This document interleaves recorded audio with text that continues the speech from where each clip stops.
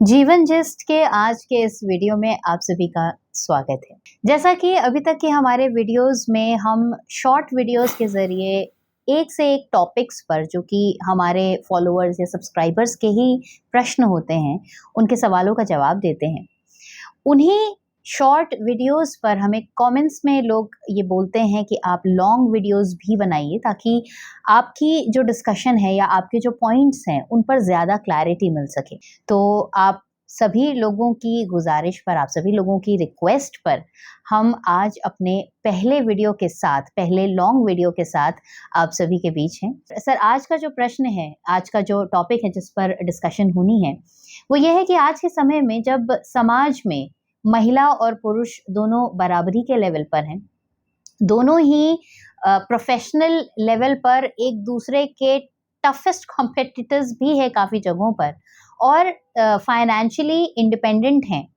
समाज में शादी की ज़रूरत कहाँ रह गई है, जबकि लिव इन कल्चर भी समाज में आ चुका है और काफ़ी सारी महिलाएं ये भी सोचती हैं कि जब हम फाइनेंशियली इंडिपेंडेंट हैं तो हमें किसी के ऊपर डिपेंडेंट होने की क्या ज़रूरत है या हमें किसी के लिए अपने करियर को सैक्रिफाइस करने की क्या ज़रूरत है।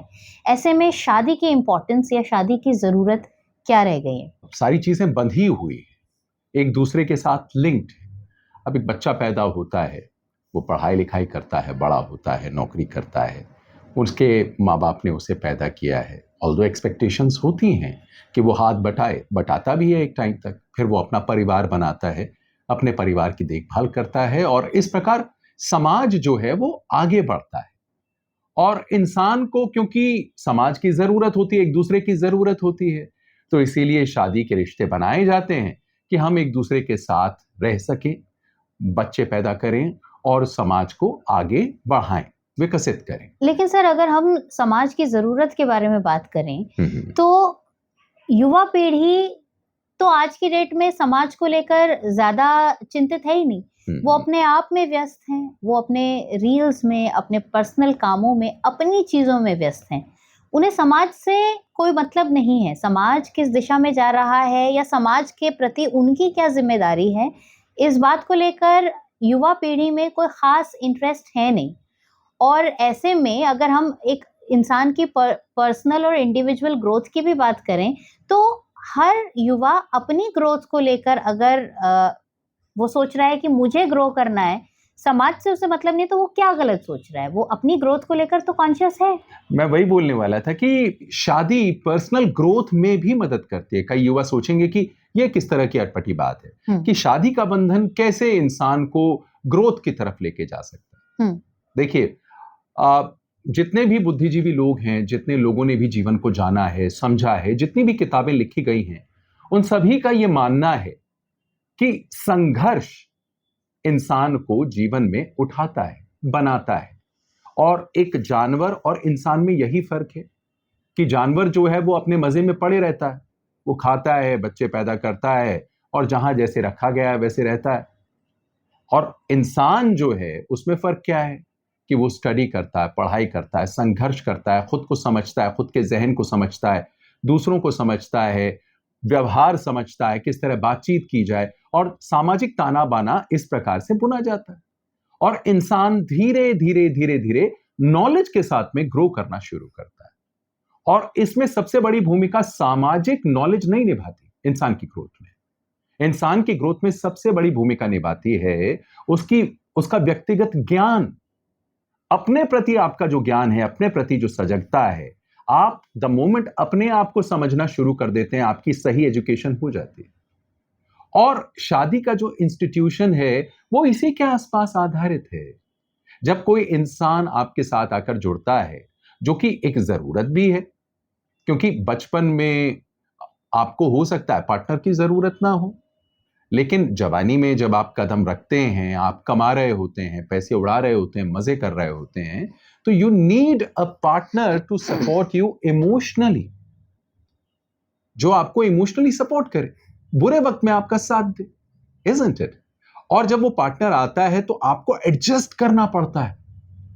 भाई, जैसे बहुओं को सासों के साथ एडजस्ट करना पड़ता है, ऐसे पत्नियों को पतियों के साथ भी एडजस्ट करना पड़ता है और पतियों को भी सीखना पड़ता है कि अब वो लड़के नहीं रहे, अब उनकी वो मस्ती नहीं चलेगी कि रात को 4 बजे चलेगा जी, 24/7 जा रहे हैं, चलो भाई कुछ खा लेते हैं, कुछ पी लेते हैं, कभी भी बाइक उठाई निकल पड़े, नहीं।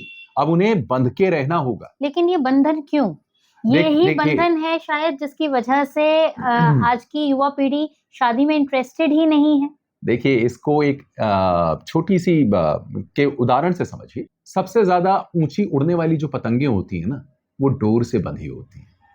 कटी हुई पतंगे हवा लगते उड़ती है और धड़ाम से नीचे गिर जाती है। लेकिन जो ज्यादा देर तक पतंग उड़ती है और ज्यादा ऊंचाई पर उड़ती है, अक्सर आप देखेंगे वो नीचे डोर से बंधी होती है। अगर आपके जीवन में लगाम ना हो, संयम ना हो, डोर ना हो, तो आप एक भटकती हुई कटी पतंग की तरह इधर उधर अपने इमोशंस के साथ झूलते फिरेंगे और आपका माइंड, आपके इमोशंस ये आपको पागल कर देंगे। एक टाइम 40-45 तक जब आप कमा रहे होते हैं, आप यूथ में होते हैं, तो आपको बड़ा मजा आता है कि आप तो अकेले जी सकते हैं। एकांत की जरूरत क्या है ना? या दूसरे पार्टनर की जरूरत क्या है? लेकिन द मोमेंट आप 45 पार करते हैं, 50 तक धीरे धीरे बढ़ते हैं और सबके, आपके जो आसपास के कंपेनियंस हैं, सबकी शादी हो जाती हैं और वो अपने घरों में बिजी हो जाते हैं, उस वक्त आपको मालूम पड़ता है कि काश आपके साथ भी कोई होता जो आपकी बड़बड़ाहट सुन लेता और आपको थोड़ा सा संभाल लेता, आपके पागलपन को समझ लेता, उसको संभाल लेता, आपके रोने धोने को, आपके आउटबर्स्ट को, आपके रैंट को समझ लेता, उसको संभाल लेता, तो हो सकता है कि आप ज्यादा संभले हुए होते। तो ये सारी चीजें, क्योंकि एक सर्टेन एज के बाद में इंसान खुद अपने मन के विचारों को नहीं संभाल पाता। तो अगर आपने जैसे कहा कि एक सर्टेन एज के बाद इंसान को कंपेनियनशिप की जरूरत होती है, तो फिर अर्ली मैरिज की क्या जरूरत है? आराम से 40-45 के बाद शादी करें। देखिए, एक बड़ी सिंपल सी बात है कि कोई भी इंसान जिसने आपके साथ में 10-12 साल नहीं बिताए, वो आपके पागलपन को क्यों झेलेगा? उसने आपको समझा ही नहीं, उसने आपके प्यार को जाना नहीं। शादी का मतलब आप समझते हैं, सबसे पहले तो शारीरिक इच्छाएं होती हैं, उसके बाद जब आप शारीरिक इच्छाओं से संतुष्ट हो जाते हैं और आपको वो इंसान अच्छा लगता है एज अ कंपेनियन, तो धीरे धीरे प्रेम का उदय होता है, प्यार उगता है आपके अंदर, उसके लिए सम्मान उगता है आपके अंदर। लड़ाइयां होती हैं, क्यों नहीं होती हैं, लेकिन धीरे धीरे आप एक दूसरे को टॉलरेट करना सीखते हैं, एक दूसरे का सम्मान करना सीखते हैं। और जब ये लेवल भी पार हो जाता है, तो एक लेवल वो भी आता है जब आप एक दूसरे का पागलपन झेलना भी सीख जाते हैं और एक दूसरे के लिए भक्ति जाग जाती है। तो वो जो लेवल है, उसको पाने के लिए जीवन में संघर्ष करना पड़ता है और वो एक ऐसा लेवल है जहां पर आप वाकई एनलाइटनमेंट के लेवल पे पहुंच जाते हैं। शारीरिक जरूरतों की जरूरत नहीं रह जाती, प्रेम भी खत्म हो जाता है, वहां पर केवल एक भक्ति भाव, आदर, सम्मान और एक दूसरे का केयर रह जाता है। क्या लगता है, जो लोग बूढ़े होते हैं साथ साथ, उनके बीच में क्या रहता है?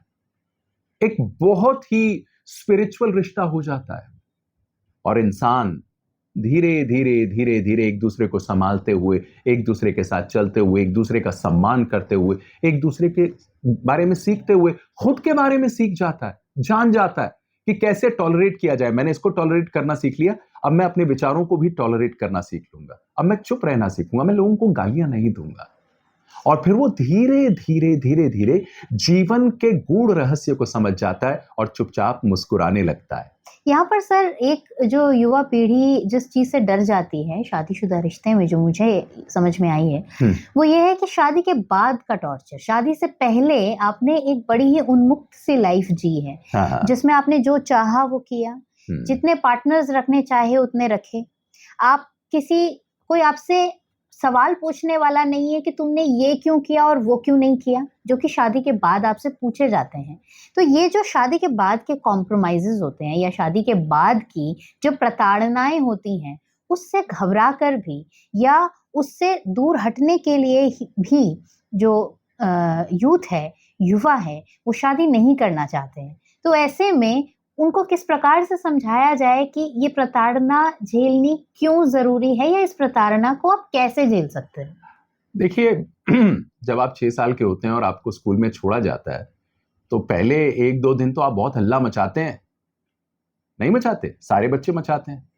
तो क्या उन्हें स्कूल ले जाना बंद कर दें? और बच्चे 1-2 दिन नहीं, साल दर साल भी हल्ला मचाते हैं, मुझे स्कूल नहीं जाना, मुझे नींद आ रही है, टीचर मारती है, ये होता है, वो होता है, टॉर्चर होता है। साल दर साल बच्चे रोते हैं। तो क्या उनको स्कूल भेजना बंद कर दें? नहीं, पेरेंट्स नहीं बंद करते। क्यों? क्योंकि बड़े लोग जानते हैं कि इन बच्चों को इस प्रताड़ना, इस संघर्ष से गुजरना होगा अगर उन्हें एक अच्छा पढ़ा लिखा इंसान बनना है। तो कुछ भी अचीव करने के लिए आपको संघर्ष तो करना पड़ता है। जीवन संघर्ष है। आपको अच्छी बॉडी बनानी है, फिजिक बनानी है, आपको जाके जिम में पसीना बहाना पड़ेगा, आपको बर्गर पिज्जा छोड़ना पड़ेगा, वो तकलीफ तो झेलनी पड़ेगी ना। उससे छुटकारा, देखिए हर एक चीज की एक कॉस्ट है। जब तक आप कॉस्ट पे नहीं करेंगे तब तक आप कुछ अचीव भी नहीं कर पाएंगे। तो ये कॉस्ट है। शादीशुदा जिंदगी में एक दूसरे को टॉलरेट करना और एक दूसरे को समझते हुए आगे बढ़ना, स्पेस भी देना, ढील भी छोड़ना, टाइट भी करना, ये सब जो है कॉस्ट है, उसकी कीमत है जो चुकानी पड़ती है। और जब आप कीमत चुकाते हैं, धीरे धीरे सीखते हैं। अगर आप स्टबर्न हो गए, अहंकारी हो गए, मैं नहीं करूंगा, मैं ये नहीं करूंगी, मैं उसकी बात क्यों सुनूं, मैं इसकी बात क्यों सुनूं, अगर ये सब चलता रहा और इसी चीज को पकड़ लिया बच्चों की तरह, तो शादी कहीं नहीं पहुंचेगी, वो गड्ढे में ही जाएगी। लेकिन अगर थोड़ी सी भी समझदारी है, थोड़ा सा भी धैर्य है, थोड़ी सी भी आप चुप रहने की कला जानते हैं, विनम्र हैं, आदर करते हैं, तो आपकी शादी जरूर सक्सेसफुल होगी और वो आपको एक डिफरेंट इंसान बना देगी। और मैं इंसान के लेवल की बात कर रहा हूं, एक बेहतर इंसान, एक ऐसा इंसान जो न सिर्फ दुनिया को टॉलरेट करता है बल्कि अपने अंदर उठने वाले विचारों को भी समझ जाता है, टॉलरेट करने लगता है और एक बेहतर इंसान हो जाता है। वो विचारों के साथ फिर मूव नहीं होता, रॉक सॉलिड हो जाता है। वो आनंद को समझता है और चुपचाप बैठ के मुस्कुराता है, अपनी बीवी के साथ चाय की चुस्कियां भी लेता है।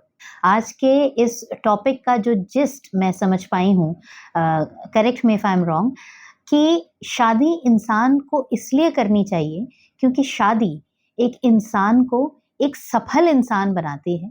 और शादी का जो प्रोसेस है उसके ज़रिए जो आप प्रताड़नाएं झेलते हैं या जो आप प्रॉब्लम्स में आते हैं, वो प्रॉब्लम्स से जो स्ट्रगल आपकी चलती है और उसको जब आप पार पाते हैं तो आप एक बेहतर इंसान बनकर ज़िंदगी में आगे बढ़ते हैं और एक सफल जीवन की ओर अग्रसर होते हुए अपने जीवन का जो जिसे कहते हैं कि टॉप लेवल है वो पाते हैं। क्या ये सही है? बिल्कुल, ऐसा कहना बिल्कुल सही होगा माला जी। और आपने बहुत अच्छे शब्दों में सारी चीज़ों को समेटा है। वाक़ई ये बात सत्य है। तो आज के हमारे इस वीडियो में इतना ही। उम्मीद है आज के इस टॉपिक में हमने जो भी डिस्कशन की उससे आप इत्तेफाक रखते होंगे, और अगर आप नहीं रखते हैं तो आप कमेंट्स में अपने सवाल पूछ सकते हैं और हमें ये भी सलाह दे सकते हैं कि हमारा अगला लॉन्ग वीडियो किस टॉपिक पर हो। इसी तरह से लॉन्ग और शॉर्ट वीडियोस के ज़रिए आपसे मुलाकात होती रहेगी। आज के लिए इतना ही। नमस्कार। नमस्कार।